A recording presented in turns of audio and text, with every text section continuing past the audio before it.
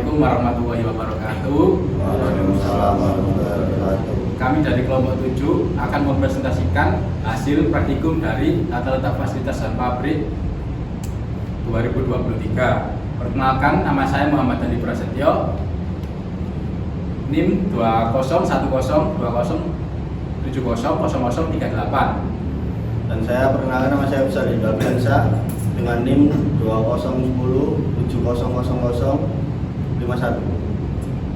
Nama saya Ibrahim Faris dengan NIM 20100052. Nama saya Ahmad Al-Bayaki dengan NIM 201020070076. Perkenalkan, nama saya Emre Pratama dengan NIM 2010207081. Perkenalkan, nama saya Ahmad Batu Bedjasyadu dengan NIM 134. Baik, kita masuk ke modul 1. Di modul 1 ini kita akan membahas tentang penentuan tata letak pusat fasilitas. Tujuan dari praktikum ini yaitu yang pertama, mahasiswa mampu memahami dan juga mengetahui apa yang dimaksud dengan perancangan tata letak fasilitas. Yang kedua, mahasiswa mampu memahami pengertian dari metode Northwest Corner atau NWC dan juga Vogel Approximation Method atau VAM. Selanjutnya yang ketiga, mahasiswa mampu menganalisa biaya yang optimal dari metode NWC dan juga VAM. Definisi dan tujuan tata letak fasilitas. Desain fasilitas manufaktur mempengaruhi berbagai metrik kinerja untuk bisnis, termasuk biaya tenaga kerja, inventaris barang dalam proses, waktu tunggu, produktivitas, dan kinerja pengiriman. Dengan meminimalkan jarak pemindahan material dan biaya penanganan material, desain fasilitas produksi yang baik dapat meningkatkan efektivitas dan efisiensi. Pada dasarnya, dengan adanya desain tata letak pabrik dapat memberikan manfaat, yaitu memperkecil total biaya yang dikeluarkan akibat dari proses produksi. Lanjut untuk pengumpulan data yang digunakan pada praktikum kali ini, yaitu yang pertama ada data permintaan atau demand, selanjutnya ada data persediaan dan biaya transportasi. Untuk pengolahan data pada praktikum ini yaitu metode Northwest Corner, didapatkan tabel biaya MWC dengan total Rp1.544.408, sehingga biaya yang didapatkan dari metode Northwest Corner atau MWC yaitu Rp1.544.408. Selanjutnya untuk metode Vogel Approximation Method atau VAM, didapatkan biaya Rp1.050.222. Jadi biaya yang dihasilkan menggunakan metode Vogel Approximation Method sebesar Rp1.050.222. Oke, saya lanjut modul 2, penentuan aliran produk pada pembuatan kursi. Tujuan praktikum, mahasiswa mampu mengetahui elemen dan kebutuhan bahan baku pembuatan kursi. Mahasiswa mampu memahami kegunaan peta proses operasi atau operation process chart. 3. Mahasiswa mampu memahami tujuan pembuatan residence diagram. Pengumpulan data berikut adalah desain kursi dan partis kursi. Pengumpulan data berikut adalah operation process chart atau OPC, dan sebelahnya ada precedence diagram.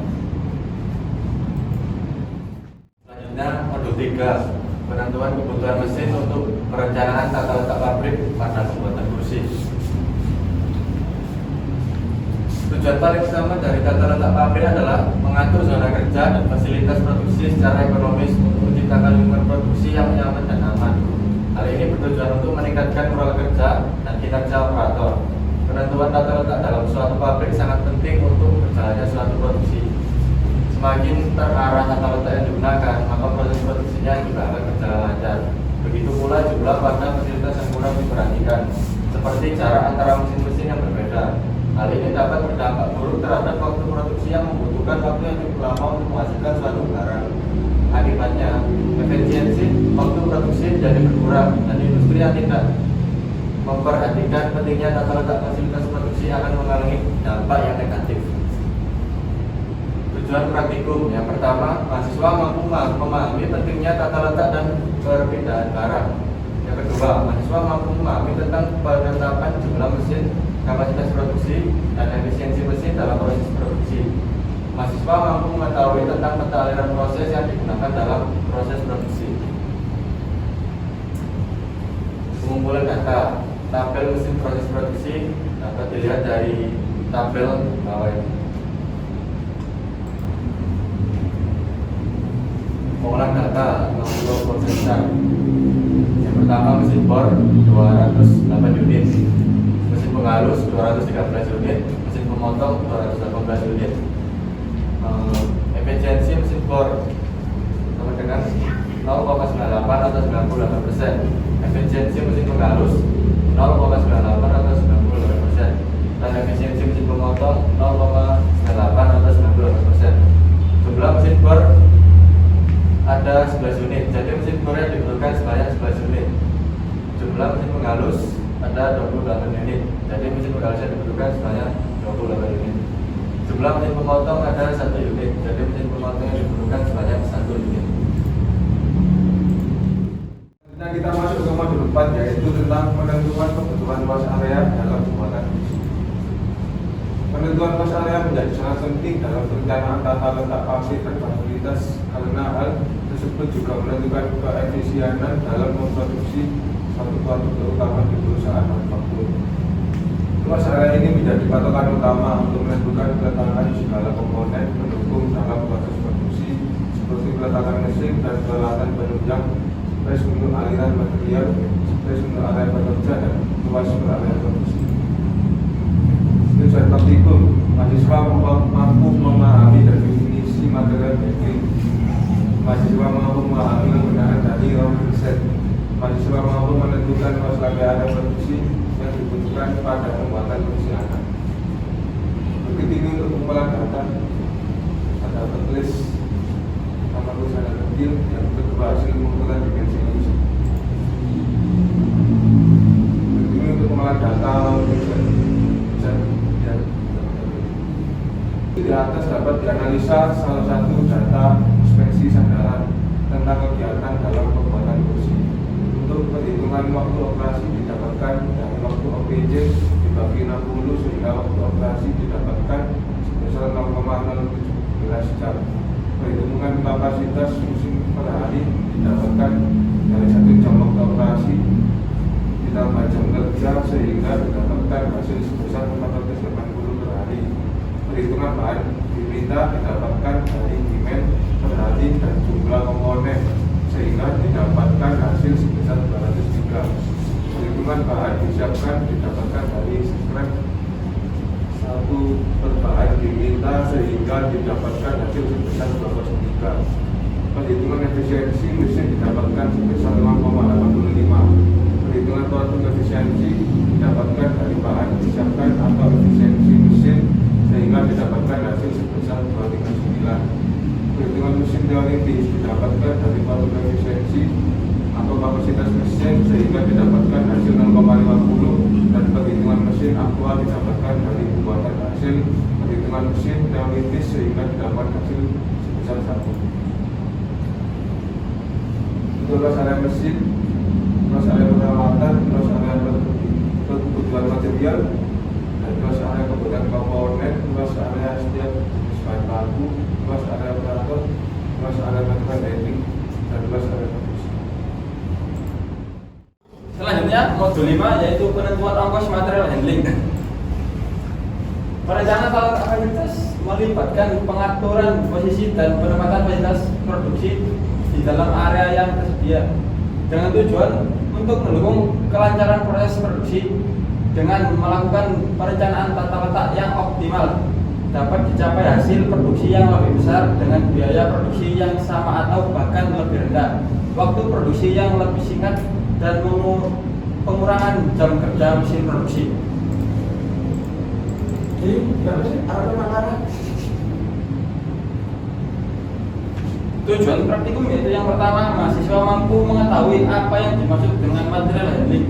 Yang kedua, mahasiswa mampu menghitung ongkos material handling yang digunakan dalam perpindahan material. Dan yang ketiga, mahasiswa mampu mengetahui total biaya dan besar ongkos material handling. Untuk pengumpulan data seperti di papan yaitu luas lantai departemen, yang kedua alat dan ongkos angkut, dan yang ketiga ini operation process chart yaitu atau OPC. Pengolahan data, ongkos material handling, total jarak perbedaan material proses produksi kursi anak kecil di PT Bintang Mebel Sejahtera dari Departemen Gudang Bahan Baku ke Departemen Pengukuran sebesar 8 meter per hari dengan biaya material handling sebesar Rp250.362 per bulan. Total jarak perpindahan material proses produksi kursi anak kecil di PT Bintang Mebel Sejahtera dari Departemen Pengukuran ke Departemen Pemotongan yaitu sebesar 9 meter per hari dengan biaya material handling sebesar Rp258.362 per bulan. Total jarak perpindahan material proses produksi kursi anak kecil di PT Bintang Mebel Sejahtera dari Departemen Pemotongan ke Departemen Pengukiran yaitu sebesar 8 meter per hari dengan biaya material handling sebesar Rp5.806 per bulan. Total jarak perpindahan material proses produksi dan kursi anak kecil di PT Bintang Mebel Sejahtera dari Departemen Pengukiran ke Departemen Penghalusan yaitu 5 meter per hari dengan biaya material handling sebesar Rp3.428 per bulan. Total jarak perpindahan material proses produksi kursi anak kecil di PT Bintang Mebel Sejahtera dari Departemen Pemotongan ke Departemen Penghalusan yaitu sebesar 7 meter per hari dengan biaya material handling sebesar Rp258.362 per bulan. Total jarak perpindahan material proses produksi kursi anak kecil di PT Bintang Mebel Sejahtera dari Departemen Penghalusan ke Departemen Perakitan yaitu sebesar 5 meter per hari dengan biaya material handling sebesar Rp258.362 per bulan. Total jarak perpindahan material proses produksi kursi anak kecil di PT Bintang Mebel Sejahtera dari Departemen Perakitan ke Departemen Pengecatan yaitu sebesar 6 meter per hari dengan biaya material handling sebesar Rp258.362 per bulan. Total jarak perpindahan material proses produksi kursi anak kecil di PT Bintang Mebel Sejahtera dari Departemen Pengecatan ke Departemen Gudang Jadi sebesar 7 meter per hari dengan biaya material handling sebesar Rp258.362 per bulan. Selanjutnya ada modul 6 yaitu analisis aliran proses menggunakan flow to chart atau FDC. Menurut Surya Jayuda, flow to chart adalah metode yang dapat digunakan untuk merencanakan tata letak fasilitas secara kuantitatif. Pendekatan ini sangat bermanfaat ketika terdapat volume material yang besar yang mengalir dalam proses produksi. Penggunaan FDC melibatkan proses pembuatan matriks berdasarkan data yang telah terkumpul. Beberapa data yang dapat digunakan dalam pembuatan FDC antara lain: 1. Jumlah kegiatan perpindahan yang dilakukan oleh kegiatan. Yang kedua yaitu jumlah sebuah material yang akan dipindahkan dalam setiap periode waktu. Yang ketiga, volume suatu bahan yang akan dipindahkan dalam setiap periode waktu. Yang keempat, kombinasi antara jumlah waktu serta volume dalam setiap periode waktu. Tujuan praktikum kali ini yaitu mahasiswa mampu memahami material handling. Yang kedua, mahasiswa mampu memahami metode FDC. Yang ketiga, mahasiswa mampu menganalisis dari data hasil penentuan nilai pada volume aliran dari jarak diagonal. Pengumpulan data sebagai berikut: data volume of material handling yaitu dengan keterangan A0 yaitu gudang bahan baku, A departemen 1 yaitu pengukuran, B departemen 2 yaitu pemotongan, C departemen 3 pengukiran, D departemen 4 penghalusan, E departemen 5 perakitan, F departemen 6 pengecatan, F0 gudang produk jadi. Pengolahan data untuk tabel FTC trial 1 berdasarkan pada tabel di atas dapat dianalisa bahwa untuk mendapatkan nilai atau bobot pada setiap kolom hubungan departemen 1 dengan departemen yang lain itu berdasarkan alur proses yang ada pada tabel 4.1. Apabila setiap komponen melalui departemen yang sama, maka nilai pada presentasi volume of material handling dijumlahkan sama. Diambil satu sampel pada departemen A ke departemen B, bahwa pada komponen sandaran, dudukan, rangka kaki belakang, rangka kaki depan, rangka dudukan, palang kaki berpindah dari departemen A maupun B, maka nilainya didapatkan dari semua total presentase volume of material handling yaitu 160. Untuk tabel aliran jarak diagonal trial 1 berdasarkan pada analisa data dari hasil penentuan nilai pada masing-masing tabel volume aliran diperoleh bahwa pengolahan data dengan FTC awal dalam perhitungan volume aliran jarak diagonal trial 1 pada aliran forward didapatkan nilai total momen sebesar 1120 dengan presentasi sebesar 100%, dan aliran backward didapatkan nilai total momen sebesar 0 dengan presentasi sebesar 0%. Selanjutnya modul 7, perancangan sistem material handling. Ujian praktikum, mahasiswa mampu memahami tentang sistem aliran material. Mahasiswa mampu memahami activity relationship chart. Mahasiswa mampu memahami activity relationship diagram. Mahasiswa mampu memahami area allocation diagram. Mahasiswa mampu menentukan dan menganalisa penataan tata letak ruangan dalam suatu pabrik. Material handling. Peran material handling sangat penting dalam operasional pabrik. Pada perusahaan yang maju, pekerjaan material handling menjadi komponen utama dari kegiatan pabrik dan menghabiskan lebih dari 50% dari total biaya produksi. Material handling berfungsi untuk memastikan aliran yang efisien dan lancar dari bahan-bahan dalam pabrik. Pengumpulan data, karakteristik hubungan antara aktivitas berikut adalah tabel di bawah berikut dan beserta alasannya. Pengolahan data ARC berikut adalah gambar ARC dan sebelahnya gambar ARD. Berikut adalah area allocation diagram atau AAD serta sebelahnya dimensi area departemen.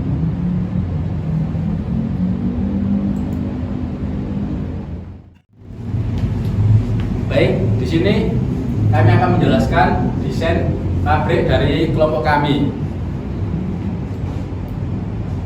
Untuk PT kami ini bernama PT Bintang Mebel Sejahtera. Untuk perusahaan kami ini memiliki beberapa fasilitas yang digunakan untuk menunjang kegiatan dari perusahaan. Oke, kita urut yang pertama. Yang pertama kita masuk ke area pos security. Ini di depan ada pos security. Setelah itu pos security belok ke kiri untuk kendaraan truk ataupun kendaraan apapun yang ingin memasuki pabrik diharuskan belok ke kiri terlebih dahulu. Nah, setelah itu untuk truk tadi masuk ke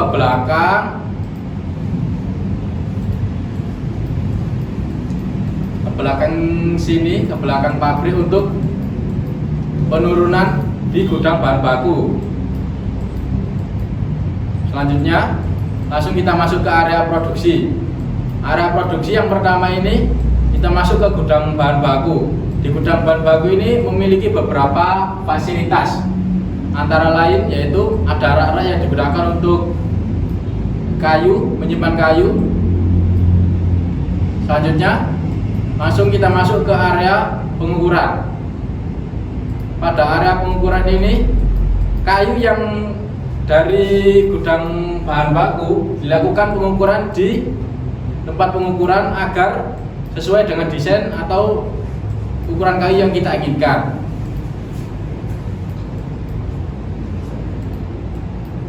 Selanjutnya, setelah masuk ke area pengukuran kayu, setelah itu masuk ke area pemotongan. Ke area pemotongan ini ada beberapa fasilitas, antara lain yaitu ada mesin pemotong yang berjumlah 4. Kayu yang telah diukur tadi dipotong sesuai dengan ukuran dan jumlah yang diinginkan. Baik, setelah dari area pemotongan, kayu lanjut ke area pengukiran. Pada bagian sandaran, kayu diukir menggunakan pahat dan juga palu. Setelah melalui pengukiran, kayu dilakukan penghalusan. Pada area penghalusan ini, fasilitas yang ada yaitu ada mesin penghalus dan juga amplas yang digunakan untuk menghaluskan kayu tadi agar lebih halus dan tidak kasar. Selanjutnya, setelah dari area penghalusan, kayu langsung lanjut ke area perakitan. Pada area perakitan ini ada beberapa fasilitas, antara lain yaitu ada meja dan juga palu yang digunakan untuk merakit dari bahan baku kayu menjadi produk jadi kursi seperti pada gambar yang di samping. Produk jadi kursi. Setelah melalui proses perakitan, kursi lanjut ke proses pengecatan. Pada proses pengecatan ini ada beberapa fasilitas juga, yaitu antara lain cat dan juga ada kuas yang digunakan untuk mengecat dan juga ada kompresor cat. Setelah melalui proses pengecatan, kayu langsung lanjut masuk ke area gudang barang jadi. Pada gudang barang jadi ini, kursi yang telah jadi disimpan menunggu dikirim.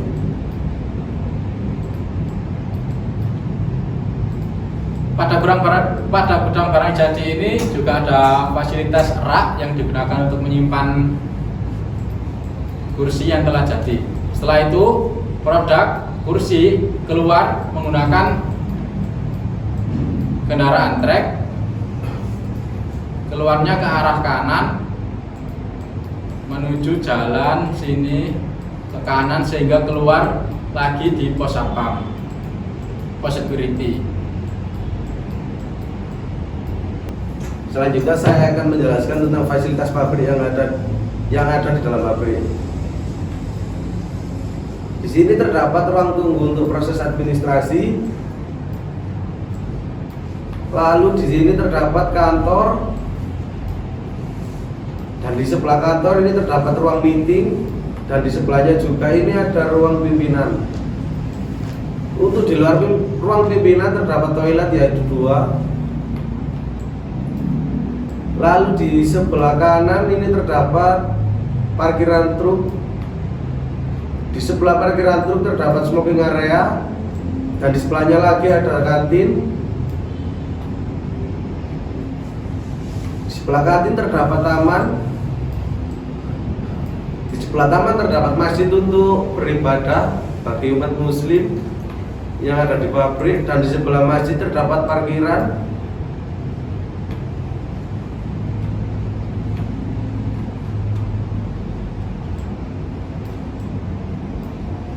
Dan ini ada pos satpam juga.